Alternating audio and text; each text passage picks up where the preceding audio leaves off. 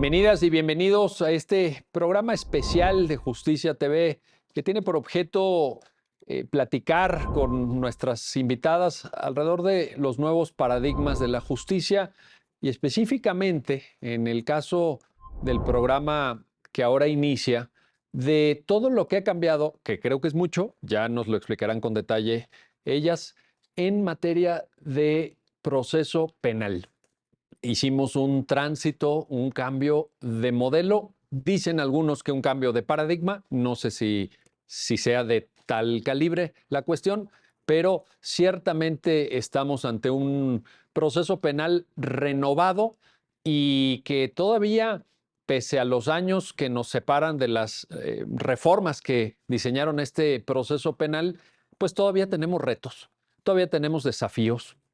Todavía tenemos pendientes. Y bueno, sobre esto vamos a platicar con la magistrada Gabriela Beira Pineda, de un tribunal unitario en materia penal. Magistrada, bienvenida. Gracias. Un Gracias por la gusto invitación. recibirte aquí, Gabriela. Gracias. Y también con la jueza Enriqueta Velasco. Ella es una jueza especializada precisamente en proceso penal acusatorio. Enriqueta, qué gusto recibirte en este programa especial. Muchas gracias por poder compartir con la magistrada Gaby, que además es una gran amiga. Gracias, Así Miguel. es. No, al contrario, gracias a ustedes. A ver, empezamos contigo, Gabriela.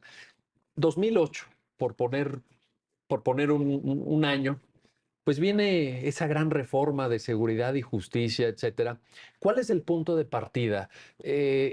Había un proceso llamado inquisitivo mixto, no funcionaba, sí funcionaba.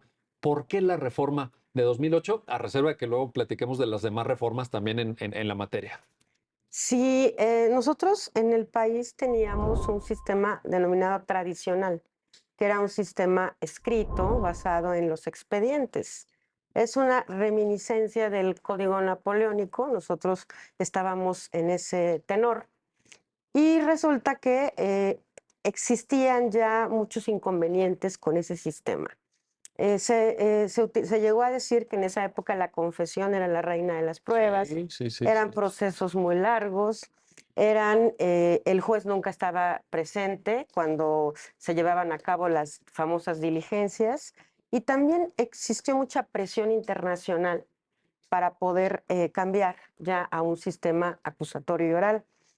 Fuimos de los últimos países de acá, de Latinoamérica, en implementarlo, ¿no? Entonces, recomendaciones a nivel internacional a México de que ese sistema ya no estaba funcionando y teníamos que migrar a otro nuevo.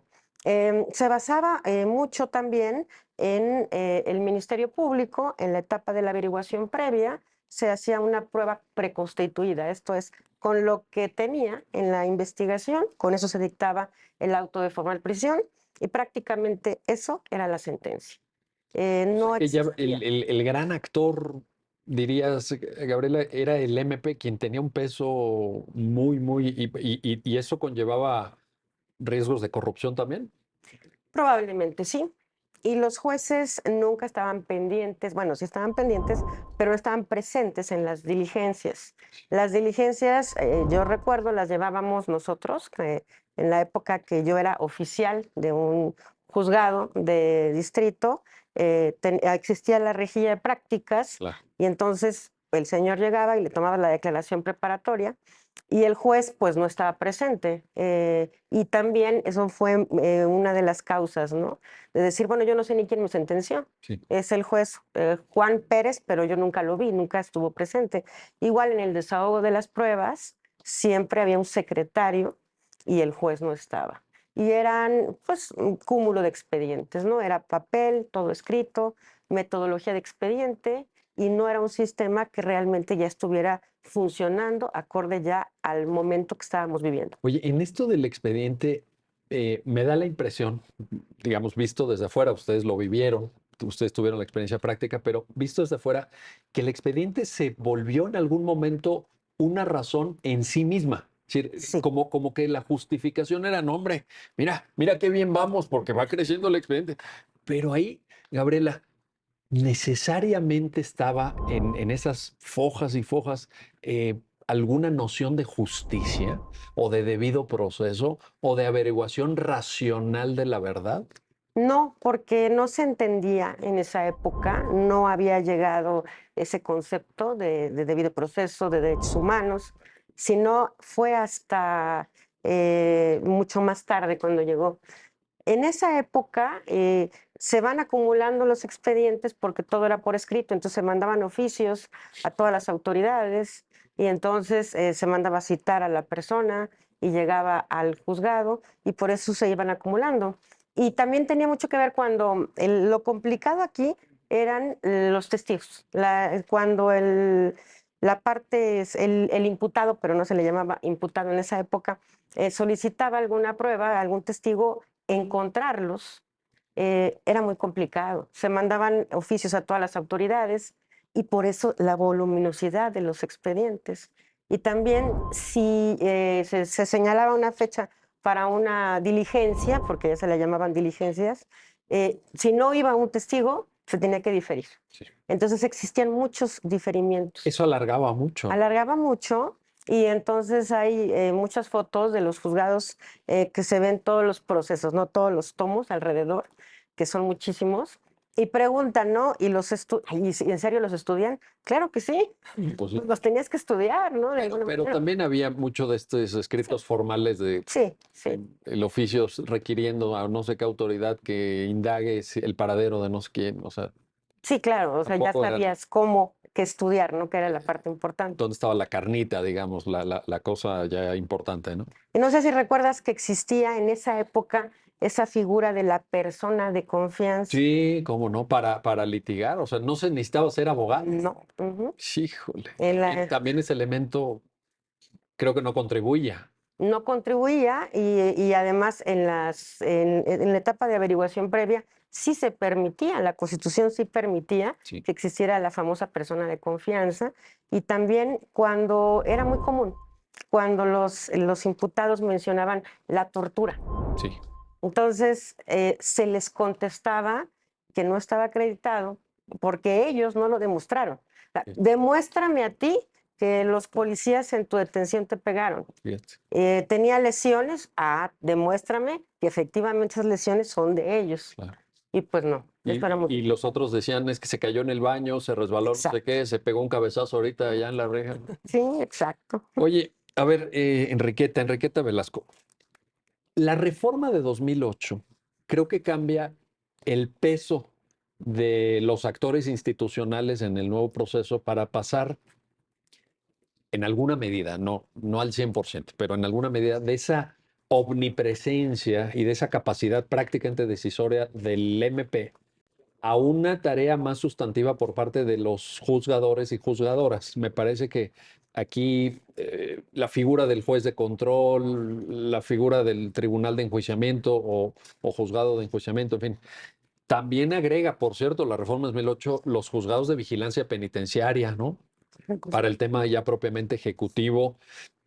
¿Concuerdas con esto, Enriqueta? ¿Ves un trasvase de facultades, de competencias, de peso institucional en el diseño del nuevo proceso?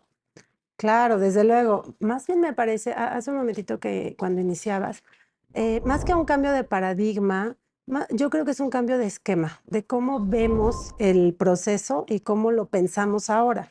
Desde luego, el Ministerio Público no tiene esta calidad de autoridad formalmente, porque así lo establece la Constitución y el Código Nacional, pero también de manera operativa. Hay algunos momentos en los que, bueno, está ejerciendo acción penal, desde luego lo hace como parte del Estado, pero más bien tiene esta calidad de parte y tiene obligación de hacer una investigación con honestidad, lealtad, profesionalismo, pero además investigar todas las líneas, no solamente la que presenta como línea inculpatoria, como su teoría del caso para inculpar a una persona.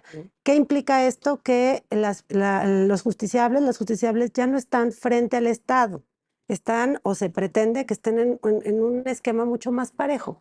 Es decir, puede haber una carpeta de investigación que ya no averiguación previa de la Fiscalía, pero también puede haber una carpeta de investigación por parte de las defensas o el Consejo de la Judicatura Federal a través del Instituto de la Defensoría Pública, incluso ya tiene peritos y peritas para poder generar esta investigación de la defensa para poder, porque la ley lo permite, solamente descubrir las cartas que se pretenden llevar ante el órgano jurisdiccional por parte de la defensa. Y fíjate, entonces, ¿qué hace el esquema, este nuevo esquema para tratar de emparejar?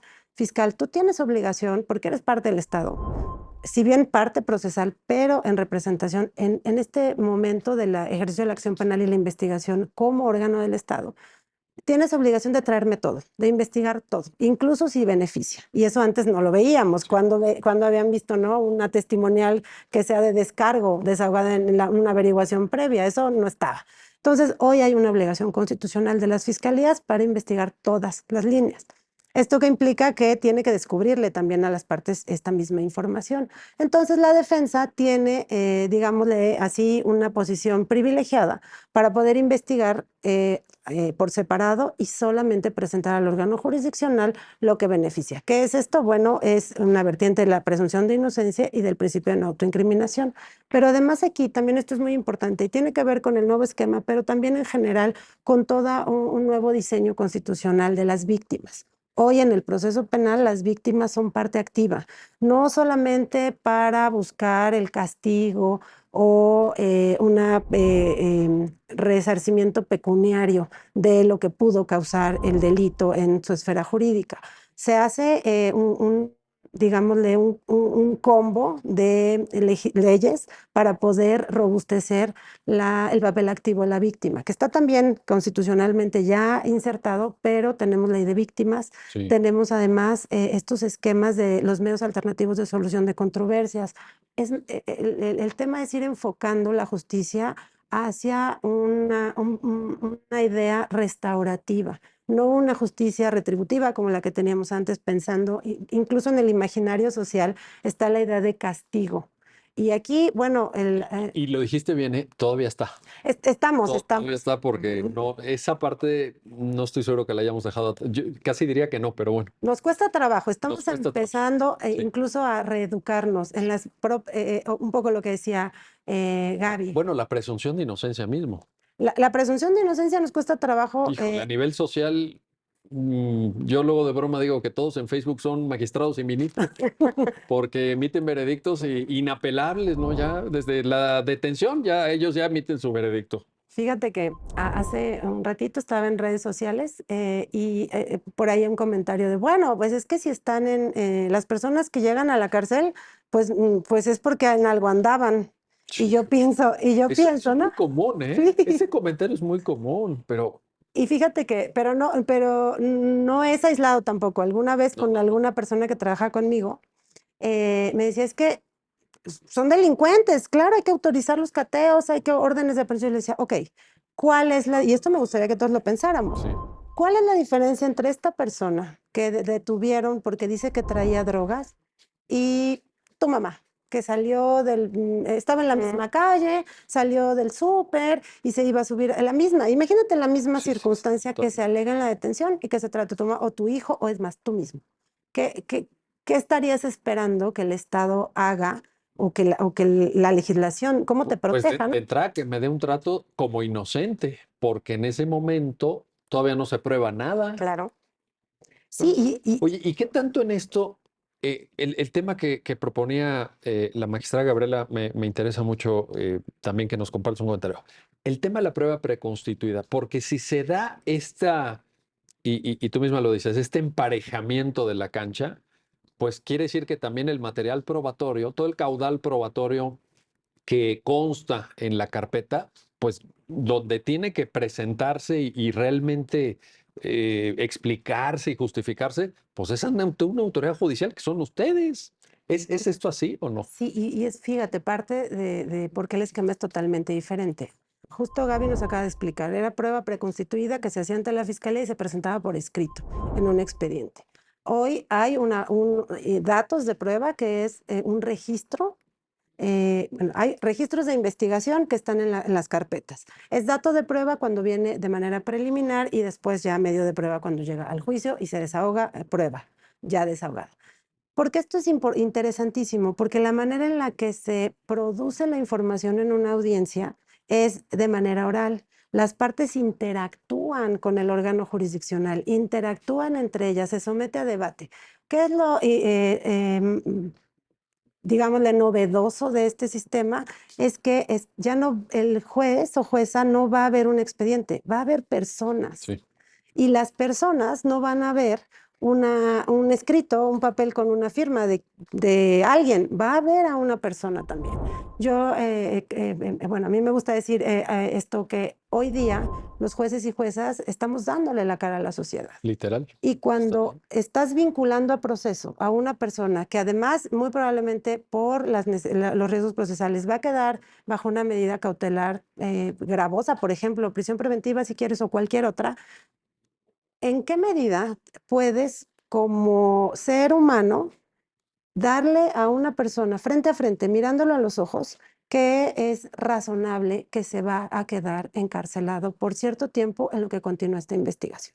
La verdad es que yo les digo, eso por sí mismo es una garantía de que los jueces y juezas estamos asumiendo una responsabilidad, porque además las audiencias son públicas, estamos en el escrutinio de la sociedad, no es que alguien pueda decir cualquier cosa y no pasó nada, es que estamos frente a la sociedad también. Lo curioso es que el principio de publicidad judicial se remonta al pensamiento de la Ilustración y siento que en ese tema, que es algo que hay que presumir, o sea, concuerdo contigo, y hay algo de lo que nos tenemos que sentir orgullosos. Ahora la justicia es frente a la sociedad, de acuerdo. Pero creo que llegamos tarde también. Creo que ya venimos retrasados, ¿no? Muy. Y en un tema, Gabriela, que te planteo adicional, ¿qué tanto retraso tenemos en la calidad del litigio en materia penal? Te lo pongo porque tú misma aludías a aquella figura, ¿no? De persona de confianza, etcétera. Ahora ya es defensa técnica y adecuada. Sí. Ese concepto, ¿verdad? Pero si realmente hoy las personas que enfrentan una acusación penal tienen una asistencia, dicen en otros países, la famosa asistencia letrada de calidad, Sí. o tenemos todavía ahí áreas de oportunidad. Me interesa explicar el punto. Algo que dijo Keta me interesa mucho. Ella mencionó lo de la audiencia. Sí. La diferencia entre el sistema anterior y este es que la información del asunto se la tienen que dar al juez. El juez no revisa ningún expediente. Correcto. Entonces, las partes tienen que decir lo que hay en la carpeta de investigación y entre ellas dos se controla. Es decir, si no es acertado lo que está diciendo, el otro tiene que frenarlo. El famoso control horizontal. Control horizontal, o sea, entonces eso es importante que quede claro, que el juez no ve la carpeta salvo en alguna cuestión específica, ¿no? Cuando haya duda o cuando las partes estén reiterando que existe algo y las dos afirmen que es A, por ejemplo, bueno, a ver, yo lo voy a ver, ¿no? ¿Y no te parece, Gabriela, que en esa tarea también es un enorme desafío en términos de ejercicio de la abogacía?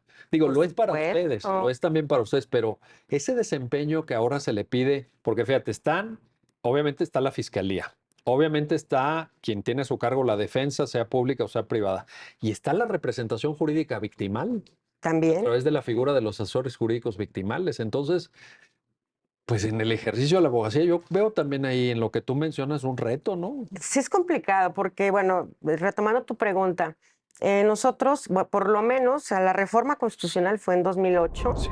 y se menciona que iba a ser poco a poco, paulatinamente. A nivel federal, la primera generación de jueces fue en 2014, de 2014. Noviembre de 2014. Tú fuiste, ¿no? 14. Yo fui en marzo de 2015. Marzo. Empezaron en 2014. 2014, noviembre, 29 de noviembre. Ya con el Código Nacional. Ya con el Código Nacional, que era también nuevecito. es importante. Ajá. También es importante señalarlo para efecto de entender el tema que hoy nos convoca, ¿verdad? Si se publica en 2014, la fecha exacta no la tengo. 5 Bueno, de abril. entonces resulta que Chile, por ejemplo, él implementa su sistema de justicia en el año 2000. Sí. A nivel nacional empezamos con Chihuahua, creo que es 2007, 2008, Oaxaca, otros estados, y a nivel federal 2014. Entonces sí hay muchos años de diferencia. O sea, ¿Qué te sugiere eso? ¿Te sugiere que estamos un poquito rezagados? yo creo que sí, a nivel internacional, a nivel Latinoamérica, sí. Estamos llegando tarde. Estamos llegando tarde porque nuestro sistema penal todavía no está plenamente consolidado. Sí. Hay cuestiones que todavía es necesario poner atención. Esto en el cambio que se menciona, inicialmente empieza la figura del juez de garantías. Cierto. Así, eso lo traen los chilenos y Chihuahua y los códigos estatales copian la figura del Me juez de acuerdo, por garantías. ejemplo, ¿te acuerdas?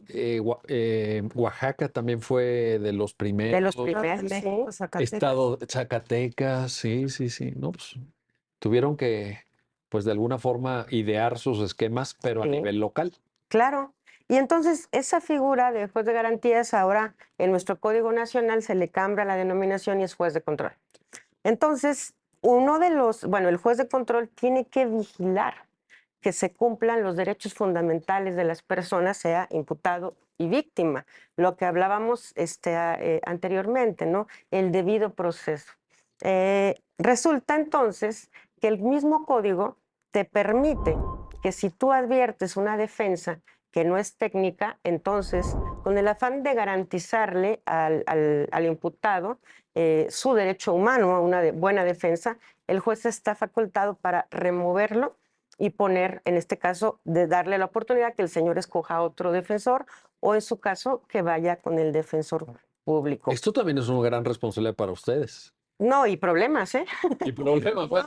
No, Bueno, es que con abogados y no, abogadas no, siempre, no. híjole, somos especialistas, ¿verdad? Es muy común, y no, Queta, que de lo que yo he vivido, no sé ella, que el imputado se enoja porque probablemente ya le pagó al defensor Claro, y si es entonces en defensor plena privado, audiencia se enoja sí. y piensan que uno es el que tiene mala fe, que tienes alguna cuestión, etcétera, ¿no? Sí es complicado. Y los Pero abogados... tiene que quedar claro para todos, creo, magistrada, que al final ustedes también están haciendo esa tarea en defensa de los Por derechos supuesto.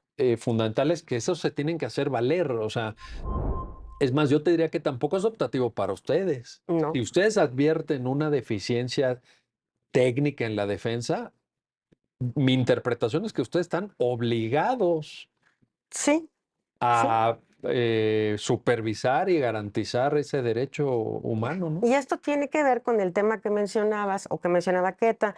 Es un sistema adversarial, acusatorio y adversarial. Y es adversarial porque ambas partes tienen que estar en un estado de igualdad, tanto fiscalía como el imputado como la víctima. Y al estar en un estado de igualdad, ahí es donde entra el papel del juez de tutelar que sí exista esa igualdad de armas entre ambos. Si la defensa pues no está haciendo un buen papel, pues el juez está obligado a removerlo. Ahí está la cuestión. Bueno, vamos a hacer una pausa, no se vayan, regresamos enseguida para continuar en esta conversación con nuestras invitadas sobre las muchas novedades, los muchos desafíos, los retos que trae consigo el cambio de modelo, decía la jueza Velasco, el cambio de esquema del proceso penal que ahora ya no es por escrito para llenar hojas y hojas de expedientes, sino para intentar una justicia penal de mayor calidad. Regresamos enseguida. Ya estamos de vuelta, ya estamos de regreso en este programa especial de Justicia TV para hablar de los nuevos paradigmas de la justicia. Estamos platicando con nuestras invitadas sobre pues, los cambios, las áreas de oportunidad, todavía los retos y desafíos del sistema penal acusatorio y oral.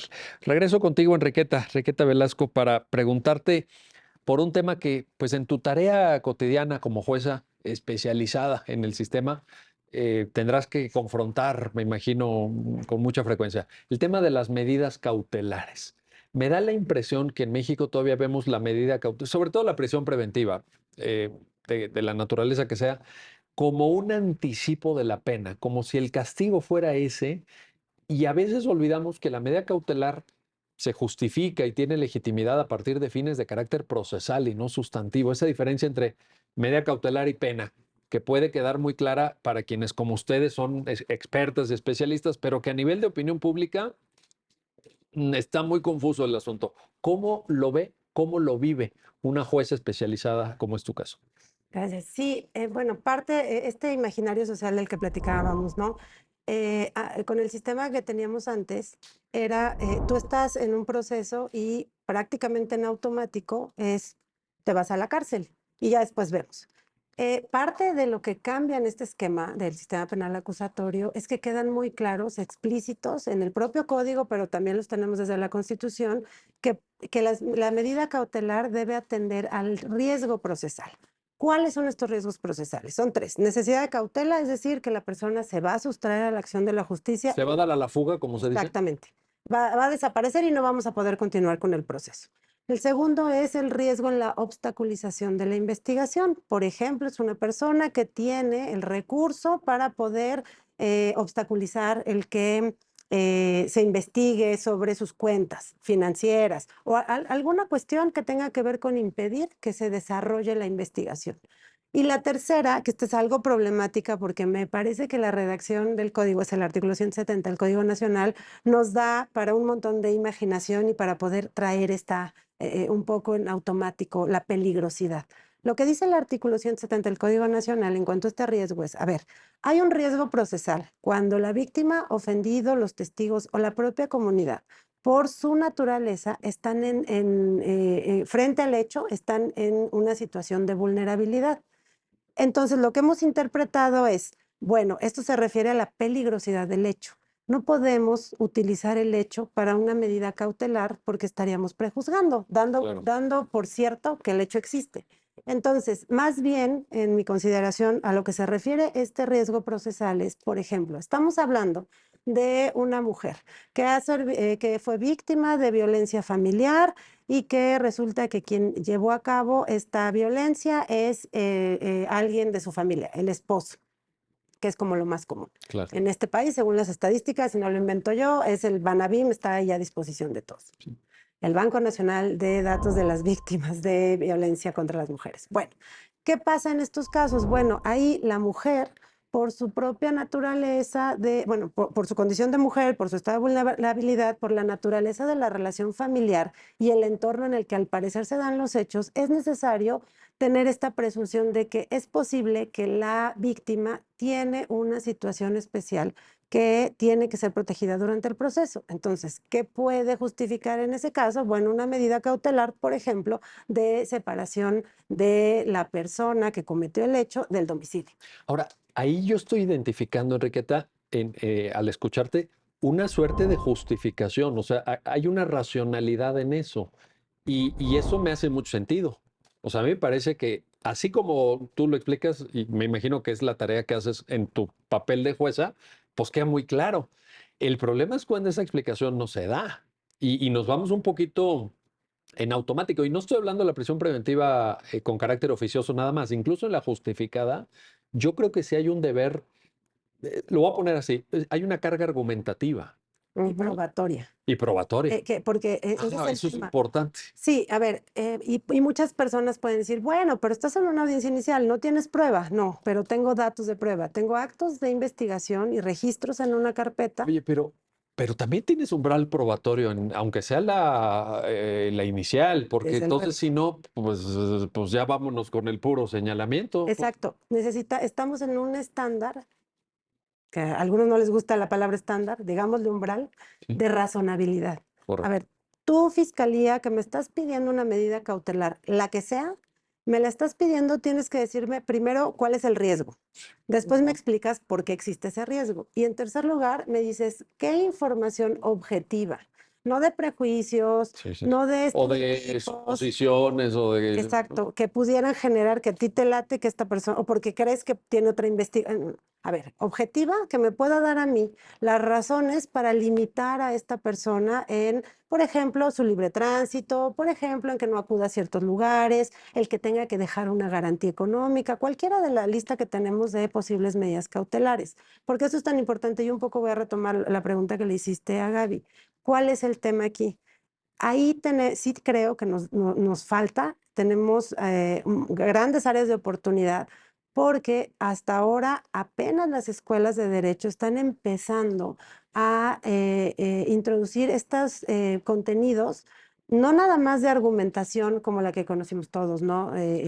Atul, Minatienza, no, una argumentación mucho más retórica. Y no estoy hablando de retórica con decir lo que sea, sino la retórica bien enfocada, ¿no? Hablemos de recancenciches, por ejemplo. Pero bueno, ¿A qué voy? Que necesitamos personas capacitadas, operadores y operadoras, ya sea fiscales, ya sea defensas, ya sea asesores victimales, que tengan estas habilidades. Primero de argumentar, pero argumentar bien, de decirnos por qué y luego con qué lo va a sostener. Con eso los jueces y juezas tendríamos los insumos para determinar, porque mire, es como, yo les digo, incluso es en automático. Cuando las partes no argumentan lo suficiente o no te traen los datos de manera completa o suficiente, es que la resolución a mí me parece que es como lógica. Tú no puedes hacer un silogismo o una conclusión distinta si la información que te están dando es esa. Total. Entonces es súper importante que nos tomemos en serio esto, la capacitación. Y les digo a quienes ya terminaron la carrera de Derecho y ya, bueno, no tienen remedio para poder completar esa instrucción, búsquense unas clases de oratoria, de retórica. No nos quedemos solamente en la teoría de la argumentación. ¿Cómo vas a plantearlo? Y con esta responsabilidad de que la persona va a tener, la persona sujeta a investigación, un impacto en su vida. Entonces, vamos a hacer que ese impacto sea proporcionado al tipo de riesgo procesal que estamos tratando de purgar. Si hacemos eso y lo planteamos de manera completa, sería, incluso ni siquiera estaríamos jueces y juezas ahí en los medios de comunicación, porque se entendería, ¿sabes? Es muy fácil. Es como una Pues se cuestión debería lógica. entender, se debería, porque yo creo que la Constitución es clara en presunción de inocencia, en carga probatoria, en que las medidas cautelares, tú decías, que sean proporcionales, bueno, pues lo dice el Código Nacional también, que sean idóneas, que sean proporcionales, que tenga una mínima intervención, o sea, ahí está. Lo que pasa es que sí nos cuesta, nos cuesta. Estamos en construcción de un nuevo imaginario social. Bueno, pues ojalá que el imaginario social corra muy deprisa, porque ya, como dice muy bien Gabriela, ya vamos tarde. Oye, en este punto, Gabriela, y aquí más bien, pues debido sobre todo a tu carácter de magistrada de un tribunal unitario, ¿podemos hoy hablar en el marco de este diseño, de este esquema, de un derecho humano al recurso? ¿Es correcto esto? Por supuesto. De hecho, han existido diversos criterios de la Corte Interamericana que son la base del recurso en materia penal. Primero tenemos la Convención Americana de Derechos Humanos en el artículo 8.2, creo que es inciso H, donde dice que el derecho a recurrir. Y en la interpretación que ha dado de este derecho como debe de ser es la Corte Interamericana con el caso Ulloa Herrera contra Costa Rica. Hay otro chileno, Norín Catrimán, contra Chile, en donde ya fija cuáles son las condiciones, que el recurso debe ser efectivo, que debe ser idóneo, que no debe tener tan complicado, ¿no?, para el justiciable acceder a ello, y lo más importante que es que el órgano revisor tiene que hacer una revisión integral.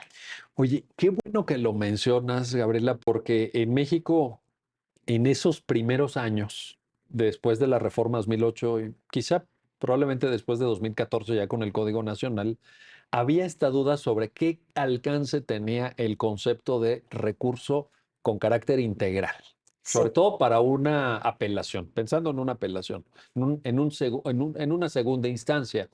Y parecería, me tocó participar en varios debates en donde de repente los ponentes sostenían que había una limitación respecto al análisis fáctico, como que lo fáctico se consolidaba en la primera instancia y ustedes ya en el recurso de apelación, pues veían que si se había interpretado bien la norma, que si se ajustaba al tipo penal, si estaban acreditados los elementos del tipo, pero en lo fáctico había una suerte, te lo pongo así de manera muy coloquial, a lo mejor excesiva, pero se congelaba la realidad en materia del juicio en la primera instancia. Sí.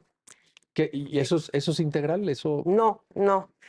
Todo esto viene a colación y de la casación de la Revolución Francesa. Sí. Cuando esta casación, después de que salen los reyes y se crea un órgano, un tribunal de casación, que nada más anulaba el fallo. Este recurso de casación sigue su suerte y entonces muchos, los primeros impulsores del sistema penal acusatorio en otros países, utilizaban este recurso de casación, pero no permitía revisar todo. Permitía, o sea, después de la Revolución Francesa, de cómo fue originalmente, tiene una ampliación para que sí se revise el derecho, pero que no se toquen los hechos. O sea, me acuerdo, por ejemplo, en la ley de enjuiciamiento penal decimonónica de España, pues era por Sí. infracción de normas, Sí, por violación a la aplicabilidad jurídica o a la puro forma. derecho. Puro derecho, no. Sin lo los fáctico hechos. se excluya. Ajá, pero aquí tiene mucho que ver y es un tema muy debatido y muy complicado, la inmediación, el principio de inmediación. Sí, ese es el argumento que siempre se pone, pero no hay, a ver, el principio de inmediación tampoco te puede servir para inclinar de un solo lado la visión.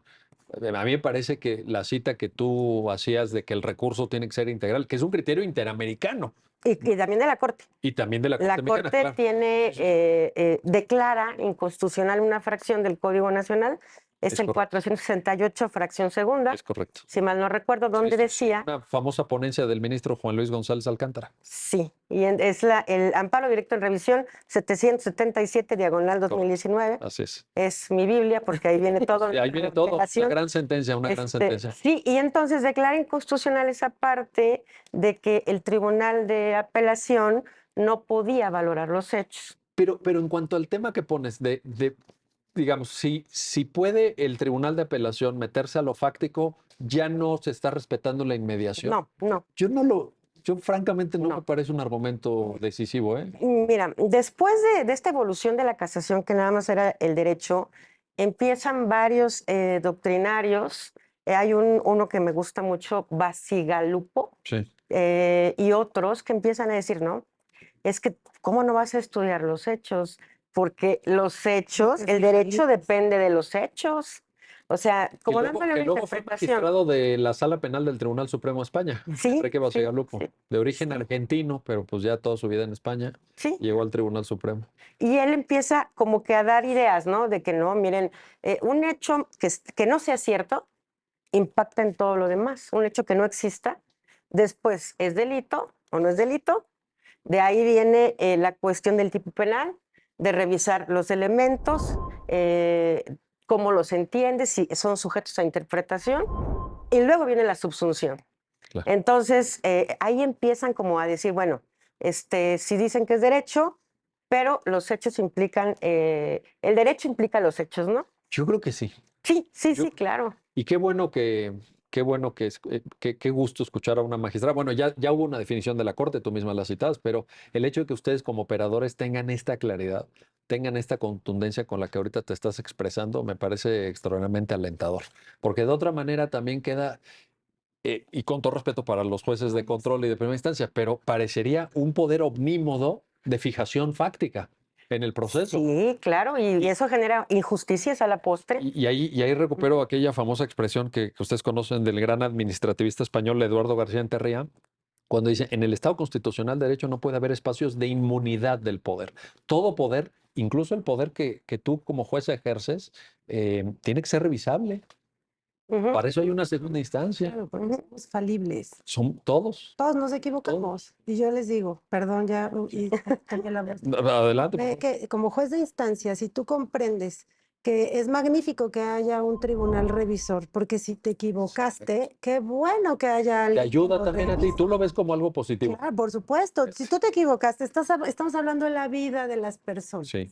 Si tú te equivocaste o hay una mejor interpretación de lo que tú pudiste haber hecho, por supuesto, bienvenido que alguien pueda arreglarlo. Imagínate si no. Pero además es en salvaguarda, decía Gabriela muy bien, de un derecho humano al recurso. Estamos hablando de un derecho humano, aparte de la protección de la libertad, de la vida, sí, pero es un derecho humano. Y cuanto más amplio esté, se pueda garantizar de manera más amplia, pienso yo que ganamos todos, ¿no? Desde luego. Claro Pero que sí sí. hay esa discusión, por El eso te lo punto, planteo. bueno, te comento, entonces después ya se decía que los hechos, el derecho implicaba los hechos, pero cuando empiezan los primeros códigos chilenos, que es nuestra referencia, Chile, Argentina, etcétera, tienen incluido el recurso de casación, pero ese recurso de casación no permite una revisión integral, derecho y ya, ¿no? Entonces es donde viene las sentencias de la Corte Interamericana una contra Chile, otra contra Costa Rica, porque el recurso que tenían en ese momento no era efectivo, porque no implicaba una valoración, una revisión integral. Ellos partían de la base que la inmediación como principio implica la valoración de pruebas. Es decir, que el juez que está en la audiencia vio al testigo y si está nervioso, lo que dicen... Componentes para el lenguaje. Exactamente. De ahí parten Oye, todo. que sobre eso también hay un debate, ¿eh? Ya, eso Estamos, nos llevaría muy lejos, pero también eso de que el juez pueda percibir si se puso nervioso o no se puso nervioso. Híjole, yo ahí tengo muchas dudas. No. Perdón por interrumpir, yo les quisiera dejar algo a la reflexión, al auditorio también. ¿Alguna vez han visto una valoración de juez o jueza que diga, no, esta prueba no tiene valor porque el señor se puso nervioso y miraba para arriba y estaba sudando? No, no le creo. No. Yo no he visto una sentencia judicial de ninguna instancia en el Estado mexicano que valore, en sistema penal acusatorio, que valore los componentes paralingüísticos Sí. de esa manera. Yo Sí. creo. Sí. ¿Sí los has visto así? En el caso de una amiga nuestra, que hizo un libro, ella relata que ella era jueza de amparo y le toca revisar un asunto en donde la sala decidió que absolvió del delito de secuestro porque la víctima no lloró. Uf, Bueno, no, bueno. Entonces, pues no. Pero ahí, fíjate, el ejemplo que estás poniendo es maravilloso. Ujú. Es un gran ejemplo porque también demuestra que nuestras capacidades desde el conocimiento jurídico, todos nosotros estudiamos derecho, Ujú. de leer los estados mentales y Sí. emocionales de las personas son muy limitados. Y si no lloró, a ver, la pregunta sería, ok, no lloró la víctima. ¿Y eso qué indica? O sea, ¿eso qué supone? A lo mejor es una persona entera, es Claro. una persona Fuerte emocionalmente. fuerte que tiene un problema en los lagrimales y no le sale la lágrima. Sí. No, puede pero ser, bueno, puede ser. y yo me refería a esto, yo decía una valoración seria, o sea, no, claro, estas y sobre todo los de los estereotipos, esas vienen muchísimo. también, En casos también los hay. de delitos sexuales, Sí los hay, estos ¿verdad? delitos, Sigue habiendo. es muchísimo, sí. Sí. Yo me refería a una sentencia con una valoración, no Ajá. con un sesgo estereotipado, ¿no? ¿Cómo valoras? A eso me refiero yo. Sí, sí, A mí sí. me ha costado algo de trabajo la ejecutoria. Bueno, la ejecutoria me gusta, no me gusta la tesis de componentes paralingüísticos, discúlpenme. Me gusta la ejecutoria porque es integral, tiene muchas razones y varias conclusiones, no solo el pedacito que tenemos en la tesis, que gracias ahora ya todo el precedente va a ser Sí, obligatorio. ahí ganamos Bueno, bastante. Y lo que a mí me cuesta un poco de trabajo es poder hacer una valoración y una argumentación seria sobre eso. ¿A dónde lo pones? ¿No? ¿En dónde lo aplicas? Y yo creo que ahí, digo, con todo respeto, pero ustedes desde la función judicial tienen que cuestionarse a ustedes mismas y decir, yo estoy preparado para hacer esto, yo tengo la capacidad de conocimiento, la técnica para hacerlo. Yo diría, yo siendo egresado de la carrera de Derecho, yo diría que yo no, pero bueno, ustedes a lo mejor tienen más formación. Oigan, déjenme hacer una pausa, no se vayan, regresamos enseguida para continuar en esta conversación con nuestras invitadas sobre el tránsito, el cambio del modelo en el sistema penal acusatorio y oral mexicano. Regresamos enseguida.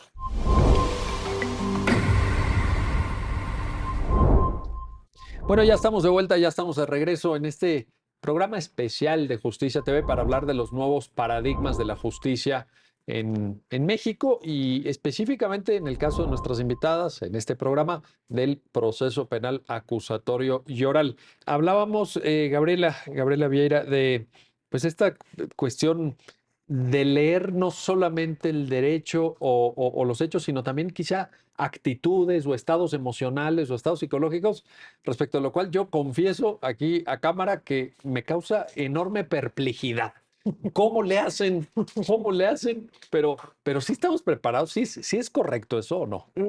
No hay una postura que haya dicho la Corte, porque desde mi perspectiva hay como una especie de dos tipos de ejecutorias distintas. Las tesis que hablan de esa cuestión paralingüística, o sea, la inmediación la toman como parte de valoración. El juez está ahí Pero a ver, porque por valoró. ejemplo, para la gente que está viendo el programa, es como si hay un testigo, tú estás presidiendo, bueno, en el caso de Enriqueta, que es juez, Sí. está Enriqueta presidiendo una, y de repente se da cuenta que el testigo mueve mucho el pie, Sí, o que se hace así con las manos porque a lo mejor Ajá. le están sudando las manos, pero a partir de ahí se pueden extraer consecuencias jurídico-procesales. Me parece. Decimos que no ahorita, pero sí existía en el pasado. O sea, O sea, en el existió. pasado existió, claro, Pero por supuesto. y los jueces y jueces de la nueva generación, ¿cómo lo ven esto? A ver, tú, Enriqueta, tú, Oh, bueno, es que es complicado porque tenemos esta jurisprudencia de la Corte, ¿no? La de los componentes paralingüísticos, que nos da en la ejecutoria. Yo les recomiendo su lectura porque la ejecutoria es muy bonita. La tesis está acotada solamente a una conclusión que parece absoluta. No, lo que se propone es valora la integralidad de lo que está pasando. Y desde mi perspectiva es que empiezas a valorar primero el objetivo de lo que te están diciendo, de la información. A lo mejor una actitud o una situación o algo que le está pasando al testigo puede tener un impacto, pero no necesariamente en la credibilidad o en la calidad de la información, porque puede haber un montón de explicaciones. Yo les confieso que si yo fuera testigo, muy probablemente ¿Estarías estaría nerviosa? sumamente Sí. nerviosa, Cualquiera. no, seguro, ¿no? cualquiera. ¿Cualquiera? Sí, claro. Y luego, por ejemplo, tenemos a testigos que son migrantes o personas que vienen a atestiguar que han sido víctimas de algún delito. Entonces, ¿qué esperas? O sea, y bajo qué parámetro esperas este comportamiento a las personas? Yo creo que tenemos ahí retos interesantes. Pero déjenme les propongo esto. ¿Qué no el material? Y lo voy a hacer a manera de pregunta retórica. ¿Qué no el material de valoración en la tarea que ustedes desempeñan es el testimonio y no el testigo? Por supuesto. Es que Diste valorar en al el punto testigo fino. o valorar la Ujú, personalidad a mí me ujú, parece, ujú. Ese claro, es el tema. a lo mejor alguien podría decir, bueno, pero es que además del lenguaje verbal hay lenguaje corporal, lenguaje no verbal y todos los seres humanos, queramos o no, estamos expuestos al lenguaje corporal, al lenguaje no verbal. Pero ya a la hora de llevar a cabo una valoración probatoria es donde yo creo que el juzgador, la juzgadora, tiene que ser muy responsable, ¿no? Es que yo creo que viene un poco de este cambio de esquema. A ver, antes teníamos solo un papel y veías una declaración con un papel que no tenía, por ejemplo, correctas los signos de puntuación y entonces era complicado, ¿no? Entenderle y como sabes, y bueno, era complicado una valoración. Y era un sistema tasado. Exacto. El mismo También. código te decía esto vale vale tal, tal, Cierto. 287, 289 los Sí. testigos y sí. Entonces ahora el esquema ya no tienes un papel, tienes a una persona. Ujú. ¿Cómo la calificas? A esa persona.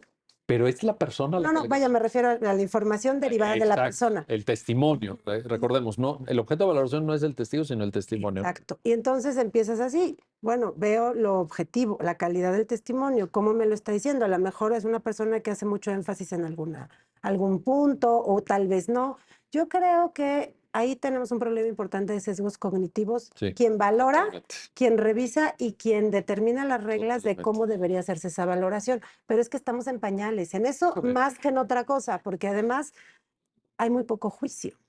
Claro. A nivel federal, que es el número que yo te puedo decir, estamos más o menos arribita del 5% de juicios. ¿Qué quiere decir esto? Que quienes juzgamos en sistema penal acusatorio tampoco tenemos gran expertise. Y quien revisa menos y quien está decidiendo, oye, tampoco. No, en No, serio. no, pero en cuanto a las revisiones de la etapa de juicio. Juicio, yo me refiero a los Puede haber otro juicios. tipo de revisiones. Porque ha habido mucho, yo creo que somos muy pocos los jueces que hemos llevado juicios. Me parece, hay por ahí, el otro día te mandé. Mira, pero incluso en ese 5%, luego también sería interesante ver qué hay, porque mi hipótesis un poco empírica es que tampoco hay delitos muy sofisticados, hay delitos a veces que portación de arma, que delitos contra la salud, etcétera, pero uno piensa en esas grandes maquinaciones con fraudes fiscales internacionales, lavados de Delincuencia. activos de Tailandia que pasan por Suiza, regresan a las Bahamas. ¿Cuántos hay de esos? Sí, y delincuencia organizada. No estoy segura que haya sentencias de juicio en este momento. Creo que nadie ha hecho un juicio de delincuencia, o al Fíjate. menos muy pocos. Fíjate. Debe haber muy pocos. Entonces, A lo mejor alguien te diría, delincuencia organizada, pues es que no hay en México, ¿verdad? Imagínate, sí. imagínate. La verdad es que estamos justo transitando por un reto importante en Ujú, eso. ujú. Quienes juzgamos, pero además quienes nos revisan y además quienes, El amparo. quienes revisan en Porque, amparo. ujú. Porque hoy tenemos la bendición de que tenemos juezas como la magistrada, perdón, magistradas como Gaby, que fue jueza del sistema penal acusatorio. Eso es algo importante decirlo. Además, con pues nosotros decimos un kilometraje importante en audiencias, Claro. ¿no? Por ahí el otro día lo decían Sí, en un sí. evento. No, eso ayuda mucho. Entonces, tiene una sensibilidad diferente para poder revisar cómo es que se desahogan incluso esos testimonios y esas valoraciones. Pero tenemos algunos otros esquemas, y no es crítica, es que tendremos que describir el fenómeno para poder entenderlo. Tenemos muchas personas hoy día en tribunales superiores, digámosle así, alzadas y constitucionales, que nunca han entrado a una sala de audiencias. Cierto. Entonces, eso nos empieza a generar también ahí algunos complicaciones. Formalismo. Sí, complicaciones, y tenemos que avanzar. Digo, eventualmente esto tiene que permear, pero en eso estamos mucho más rezagados, creo. Oye, antes de que termine el programa, no quiero evitar plantearte esto, Gabriela. Yo he leído que hay quienes sostienen que el diseño que al final quedó, bien aplicado o mal aplicado, con todos estos retos que ustedes ya mencionaron, pudiera tener algunas zonas de tensión, por decirlo suavemente, con el juicio de amparo. Como que alguien pensó en el proceso penal y otra persona diferente o un grupo de personas diferentes pensaron en el amparo a partir de la ley de amparo de 2013 vigente, pero que no se comunicaron demasiado. ¿Es esto así? ¿Cómo lo aprecias? ¿Cómo lo valoras? Mira, sí fue esa discusión de que si sí o no, desafortunadamente no se entendió. Y el amparo es el que afecta al sistema penal acusatorio, porque lo que hacen los compañeros, no todos, claro, algunos compañeros y compañeras, es reponer procedimientos o, por ejemplo, para fundar y motivar.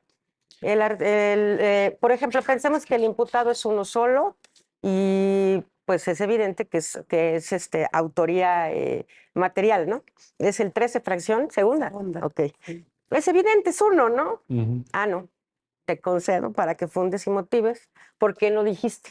¿Cuál era el grado de participación? O sea, como que les falta sensibilidad y hay una confusión muy fuerte. No lo sé si es realmente porque no lo saben o porque es más fácil confundir debido proceso con formalismos. Y Correcto. todo es reposición y eso Sí. afecta al sistema de manera muy fuerte, muy ¿Pero te grave. refieres reposición que regresa el asunto con ustedes a los unitarios o que lo No, a regresa? los jueces. Incluso. Les regresa a los jueces y los ponen a trabajar a hacer audiencias completamente infructuosas.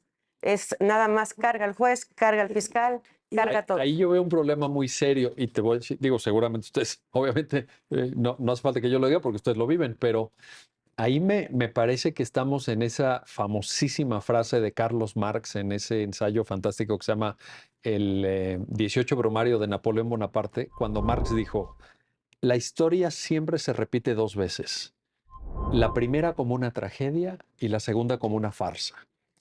Y esto lo aplico a las audiencias orales porque si tú ya tuviste un desahogo de audiencia oral donde pensemos hay un interrogatorio o un interrogatorio a peritos, No, a testigos, etcétera, terrible. y de repente te dicen, oye, ¿te acuerdas de aquello que está actuado y que no sé qué? Y que está grabado además y que tú presidiste, hay que volver a hacerlo.